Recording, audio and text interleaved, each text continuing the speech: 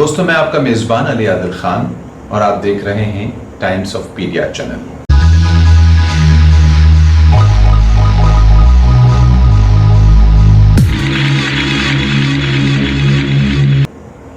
दोस्तों, आप दूध कैल्शियम वाला पीते हैं या केमिकल वाला, जो भी हो पीते तो होंगे, चाहे जाने या अनजाने।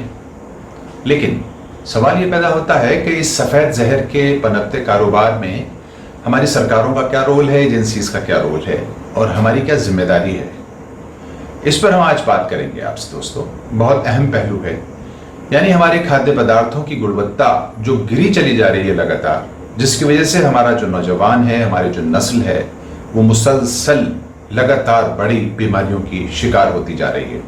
इस पर हमारी आज चर्चा होगी। बहुत अहम मौजू है।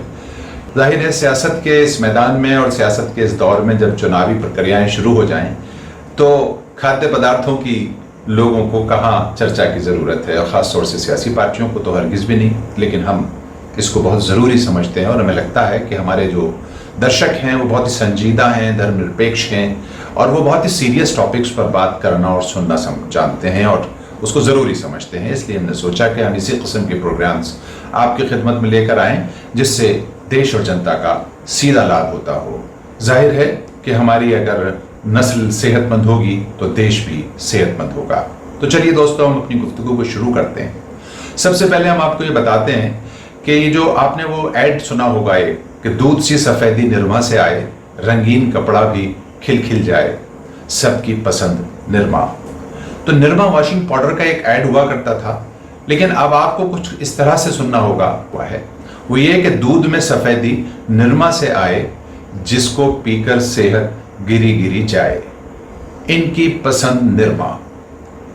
तो निरमा ने दूध सी सफेदी के लिए ऐड बनाया था, इसलिए इसको हमने यहां पेश किया है, वरना दूध में सफेदी किसी भी वॉशिंग पाउडर से लाई जा सकती है, जिसकी वीडियो लगातार दोस्तों आप अपने स्क्रीन पर देख रहे हैं जहरीले कारोबार की। इसके अलावा जहरीला दूध तैयार करने वाले शैम्पू का भी इस्तेमाल अब करने लगे हैं और यूरिया भी उसमें डाला जाता है। यह आपको अच्छी तरह मालूम है। यानी अब आप डिटर्जेंट और शैम्पू से सिर्फ कपड़े और बाल ही नहीं, बल्कि अपने लीवर, हथेलियां और गुर्दे, फेफड़ों को भी अच्छे से धो सकते हैं। भले कुछ दिन के बाद ये काम करना बंद कर दें। ये काम करना बंद कर दें तो कर दें। पैसे के पुजारियों को माया के मंदिर में घंटियां बजाने का बढ़िया मौका मिल जाता है ना। देश में दोस्तों, देश में जो है वो दूध के अलावा दीगर खाद्य पदार्थों की गुणवत्ता में आई भारी गिरावट से जनता की सेहत से जो खिलवाड़ करने का ये कारोबार चल रहा है ना, ये बहुत खतरनाक है देश के लिए। और फिर इसके बाद जो है वो दवा बनाने वाली कंपनियां नकली दवाएं बनाने लगे, तो अब बचकर आप कहां जाएंगे।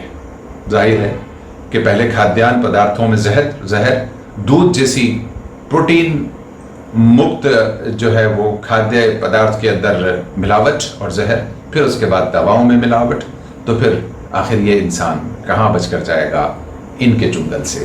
ये वो चुंगल है जो दुनिया को अपने तरीके से चलाना चाहता है। मतलब जब कानून पैसों से बिकने लगे और करप्शन अस्पतालों से अदालतों तक पहुंच जाए, तो अब अपनी मौत के इंतजार की लाइन में खड़े होने के सिवा आपके पास बचता भी क्या है।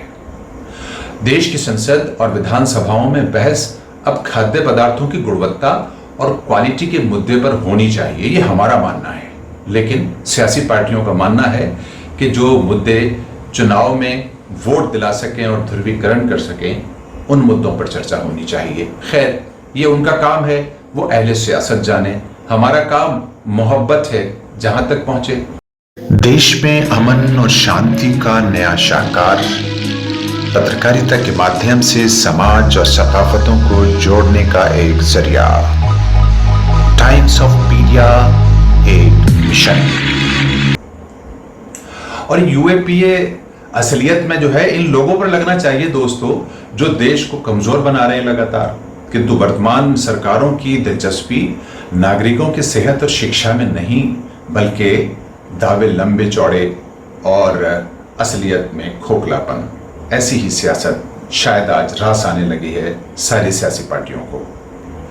दोस्तों, पहले हम आपको ये बता दें, अगर इन मवेशियों और इनके पालकों को बचाना है ना, तो वन संरक्षण अधिनियम में सुधार करके मवेशियों को आरक्षित वनों आदि में घास चरने की इजाजत देनी होगी, जिस पर पाबंदी लगी है।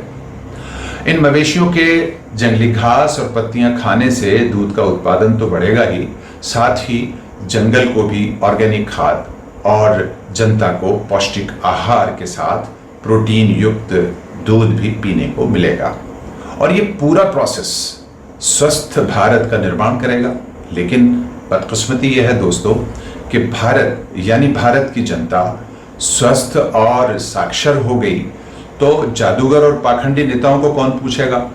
सियासी मंडियां कैसे सजेंगी? सियासत जो खुद एक कारोबार बन गया है वो कैसे चलेगा?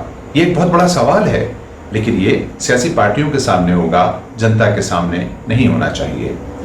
हमारे देश में दोस्तों दूध का सालाना उत्पादन लगभग 17 करोड़ लीटर होता है, जबकि खपत 64 करोड़ लीटर है, यानी उत्पादन और खपत के बीच लगभग 4 गुना फर्क। इस फर्क को कैसे पाटा जाता है, ये एक सवाल है, और ये सवाल देश की सत्ताधारी पार्टियों के नेताओं से होना चाहिए कि नहीं होना चाहिए? हाँ, होना चाहिए।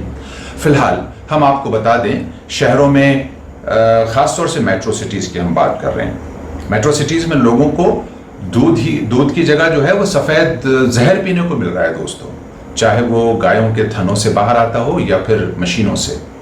बड़े शहरों की गायें जहर खाकर यानी पन्नी और गंदगी खाकर पेट भरती हैं, और मशीनों के पेट को डिटर्जेंट पाउडर, यूरिया, एक बॉटल फार्मूला और शैम्पू जैसे इंग्रेडिएंट से भर दिया जाता है। उसके बाद मशीन के पेट से निकलता है दूध, जिसे हम सफेद जहर भी कहते हैं। सफेद जहर जी, जो देश की जनता को परोसा जाता है।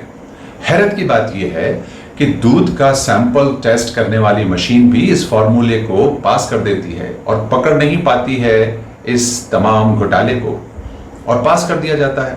ऐसे में दूध के नाम पर धोखे का ये कारोबार देश को खोखला कर रहा है दोस्तों, और इसके लिए कोई आईएसआई, माओवादी, आतंकवादी या नक्सलवादी संगठन काम नहीं कर रहा है, बल्कि खुद हमारी सरकारी एजेंसीज की नाक के नीचे ये देश की जो बैकबोन यानी नौजवान नस्ल है, इसको कमजोर और खत्म करने का एक बड़ा षड्यंत्र चल रहा है।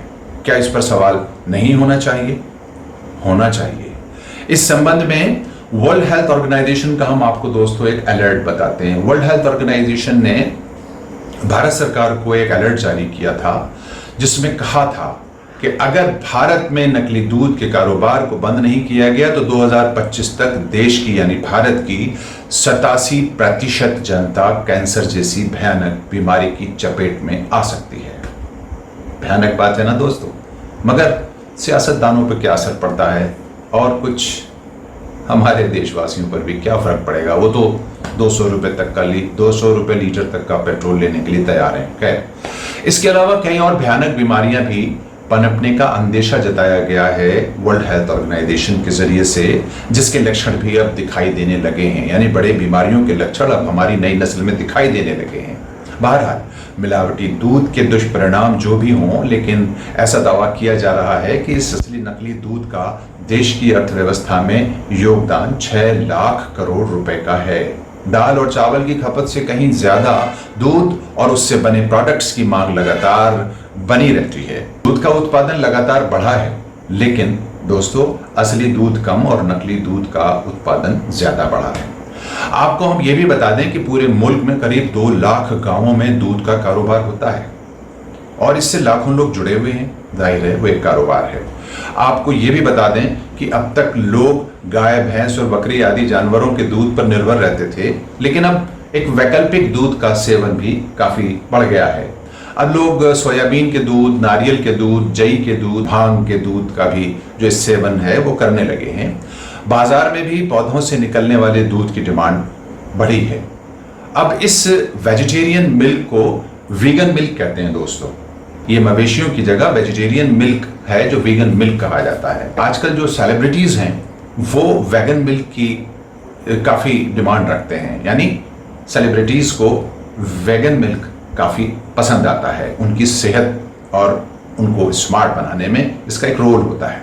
और कई हेल्थ कॉन्शियस लोग भी इस तरफ काफ़ी तेज़ी से जा रहे हैं। दोस्तों, आखिर में आपसे एक सवाल और अपील भी, क्या आप जहरीले दूध की जगह बिना दूध के जीना पसंद करेंगे या फिर खपत के हिसाब से पैदावार को बढ़ाने के लिए सरकार से मांग करेंगे? आपका जो भी सवाल या राय हो नीचे दिए गए कमेंट बॉक्स में हमको लिख भेजें, जिसको हम सरकार तक पहुंचाने की कोशिश करेंगे और आपका ये सवाल सीधे सरकार की मेज पर पहुंचाया जाएगा। हमारा प्रोग्राम और विचारधारा अगर आपको पसंद आती है तो चैनल को सब्सक्राइब करने की मेहरबानी फरमाएं। शुक्रिया।